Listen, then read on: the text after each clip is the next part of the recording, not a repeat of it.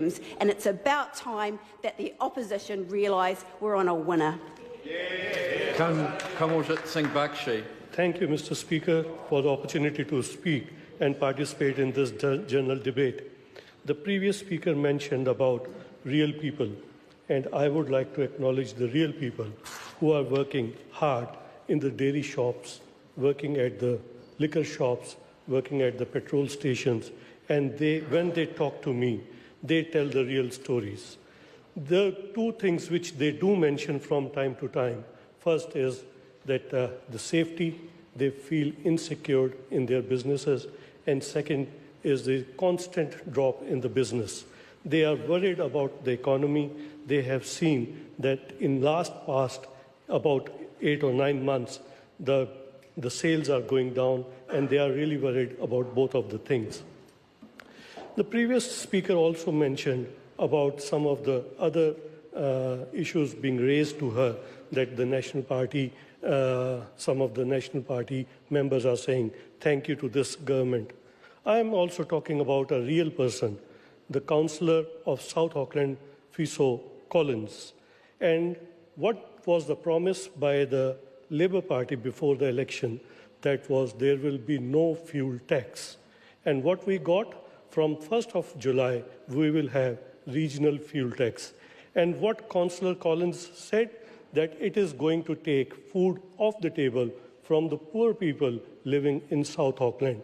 But there was not a single mention from any of the Labour Party speakers who participated in this debate that they are going to increase the fuel tax. Some of my colleagues, Chris Bishop, as well as Honourable Michael Woodhouse, they both interrogated two ministers, one Dr. David Clark and the other one Stuart Nash, about the targets which have been dropped. We know that this present coalition government doesn't believe in targets. And without targets, how you are going to measure that what the results have been achieved? We know, Mr. Speaker, that when we announced the Safer Community Package February last year, we set a target that 98% of the burglaries will be attended by the police within 48 hours. That would have given a lot of confidence to the shopkeepers to whom I talk from time to time, and they always raise this concern to me. The second target was 95% of New Zealanders will live within the 25 kilometers of 24/7 police stations. And that was another target which could have given to the confidence to the people living in that range. But those two targets have been dropped. It is not those two targets, but we were going to invest in the wider justice sector to reduce the re-offending. That is another way how we can make sure that the people feel safe in their businesses or at their home. And that is also gone. We know this government is not at all worried about the safety of the people. We also wanted to ensure that the extra 1,125 police officers, out of which 880 were going to be the front line, would have been distributed in 12 different police districts. Every police district would have got extra police officers due to this expansion of our commitment of National Party.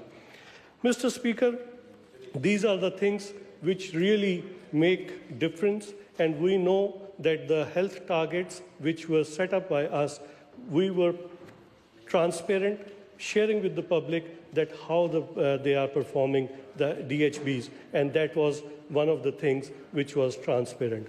We have also seen that the national standards in education is also gone. That is another measurement which was very important for the students. And we know that the families which are working hard in the dairy farms, dairy shops, petrol stations, liquor shops, they want to ensure their kids get the best education. And that is how we can see that the diverse workforce is coming out of the universities who are paying good amount of taxes and are very capable to serve this country. With these words, I complete my speech. Joe Luxton. Tēnā koe, Mr.